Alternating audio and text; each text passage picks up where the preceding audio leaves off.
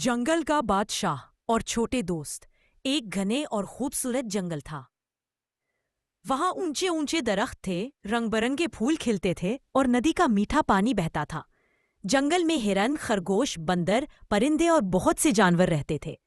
سب خوش تھے، بس ایک مشکل تھی۔ جنگل میں شیر رہتا تھا جو بادشاہ تھا۔ وہ طاقتور تھا لیکن تھوڑا سخت مزاج بھی تھا۔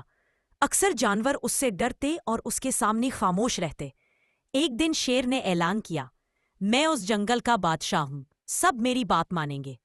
سب جانور ڈر گئے، لیکن ایک چھوٹا سا خرگوش آگے بڑھا اور ادب سے بولا، بادشاہ سلامت، ہم آپ سے ڈرتے نہیں بلکہ عزت کرتے ہیں، لیکن اگر آپ ہماری حفاظت کریں گے اور ہمارے دوست بنیں گے تو جنگل اور بھی خوبصورت ہو جائے گا۔ شیر نے پہلے تو غرایا لیکن پھر سوچ میں پڑ گیا۔ کچھ دن بعد جنگل میں ایک بڑا طوفان آیا۔ آسمان کالا ہو گیا، بارش زور سے برسنے لگی اور بجلی چمکنے لگی۔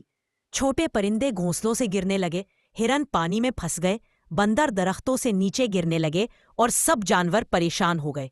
شیر نے یہ منظر دیکھا تو اس کا دل پگھل گیا۔ وہ فوراً مدد کے لیے آگے بڑھا۔ اس نے اپنی زوردار دھار سے خطرناک بھیڑیے کو بھگا دیا جو کمزور جانوروں پر حملہ کرنا چاہتا تھا۔ بندر نے ٹہنیوں سے جھول کر پرندوں کے گھونسلے ٹھیک کیے۔ خرگوش نے چھوٹے بچوں کو اپنی نرم بل میں جگہ دی۔ ہرن نے اپنی تیز ٹانگوں سے کیچڑ میں پھنسے جانوروں کو باہر نکالا۔ سب نے مل کر ایک دوسرے کی جان بچائی۔ طوفان ختم ہوا تو آسمان پر ایک خوبصورت قوس قزح نکلی۔ پورا جنگل خوشی سے جھوم اٹھا۔ پرندے گانے لگے، بندر تالیاں بجانے لگے، ہرن دوڑنے لگے اور خرگوش اچھلنے لگا۔ شیر نے سب کو دیکھا اور مسکرا کر کہا، آج مجھے سمجھ آیا کہ طاقت صرف اکیلے رہنے میں نہیں بلکہ سب کو ساتھ لے کر چلنے میں ہے۔ آج سے میں صرف بادشاہ نہیں، آپ سب کا دوست بھی ہوں۔ سب جانوروں نے خوشی سے کہا، ہم سب مل کر رہیں گے، جنگل ہمیشہ خوش و آباد رہے گا۔ یہ کہانی بچوں کو سکھاتی ہے کہ دوستی اور محبت سے بڑی مشکل آسان ہو جاتی ہے۔